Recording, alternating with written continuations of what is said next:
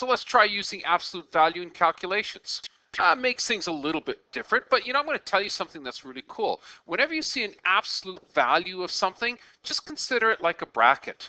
Do the absolute value first, find out what that number is, and then just consider this into a bracket, and then guess what? You betcha, BEDMAS for the whole thing.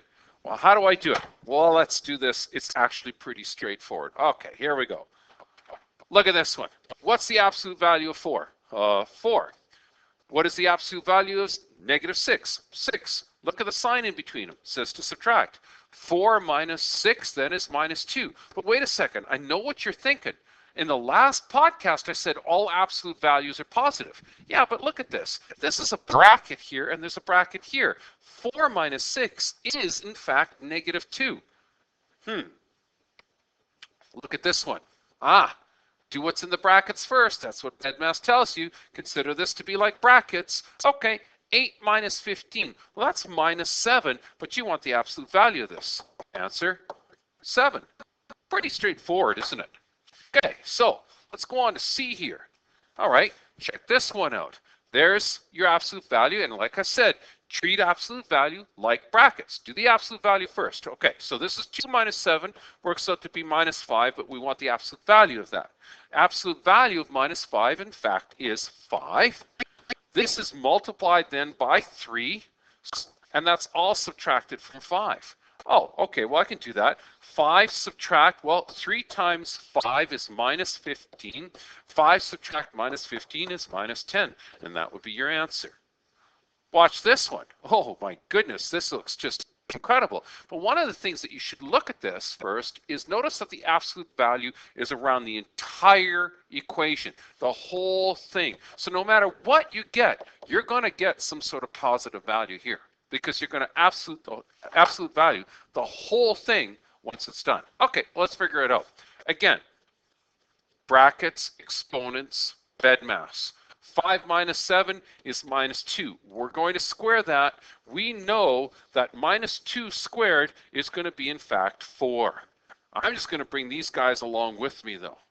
Plus 6. Well, this becomes easy. -2 and -4 is -6. Plus 6, that's going to give you 0. But now don't forget, we have to absolute value the whole thing. Well, lol, there we go. We're going to get 0. All right? Now, in that case, now, take a look at the last couple that we have here. Again, make sure that the absolute value here is, in fact, your brackets. Yes. So you got an x equals to 2 here. You know what? Real simple. Take that 2, just substitute it right in. There's your 2. That's going to be squared. Plus 6 times 2 minus 5. And then we're just going to absolute value the whole thing. Well, 2 squared, that's easy. That's 4. 6 times 2 is 12. Minus 5, absolute value. Okay? Well, keep going. 4 plus 12 is 16. 16 minus 5 is 11. Absolute value of 11 is 11. There's your answer. Not too tough now, is it? Okay, last question. Here we go. Something a little bit weirder. All right, again, you're given a value for x. Just substitute it in. There and there. So here we go. 5 times -1 cubed. -1 cubed is -1. So 5 times -1 is going to be -5. Put the -1 in here now. Okay. 2 times -1, well, that's in fact going to give you -2. Plus 7. Again, 5 and -2 gives you -7. Plus 7, that's going to give you 0. And don't forget, this whole thing is going to be absolute valued. Well, absolute value of 0 is in fact 0 again. So this works out to be really, really straightforward and quite easy. Just treat the absolute value like it was a bracket.